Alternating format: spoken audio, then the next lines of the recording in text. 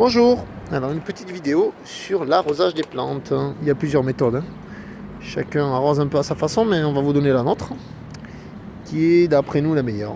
Alors voilà, déjà savoir quand est-ce qu'on arrose, il faut commencer par toucher la terre. Si vous avez une terre sèche, c'est que c'est le moment. Si elle est encore humide, eh bien on va attendre. On va dire que ça c'est l'arrosage pour la plupart des plantes. Après, il y a des spécificités, comme par exemple, oui, c'est dur à dire, spécificité. Après, il y a parfois des contre-indications pour le bégonia, par exemple. Je ne vais pas rentrer dans le détail. Ou pour les cactus, ou pour d'autres plantes qui ont des besoins très spécifiques. Donc l'idée, voilà, la méthode qu'on va vous proposer, ce n'est pas d'utiliser un arrosoir, mais de faire ce qu'on appelle un bassinage avec un seau.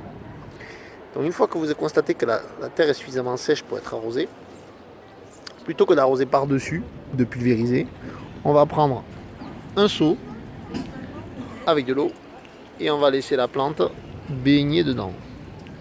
Donc on la retient un peu pour pas qu'elle tombe. Et pour savoir quand est-ce que... Voilà, je la coule et vous allez constater qu'il y a des petites bulles qui sortent.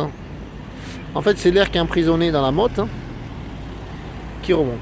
Et là, on laisse tremper 10 minutes, un quart d'heure. Parfois plus, c'est pas dramatique. Et pourquoi est-ce qu'on fait ça? Parce que si vous arrosez par-dessus, il y a des parties de la motte qui risquent de ne pas avoir d'eau. Et en fait, vous créez des sortes de petites rivières dans la motte. Et il y a des parties des racines qui ne sont jamais touchées par l'eau. Alors que de cette façon-là, vous avez toute la motte qui est imbibée par l'eau. Voilà le petit conseil d'arrosage de votre magasin Art Floral à Argelès. Merci.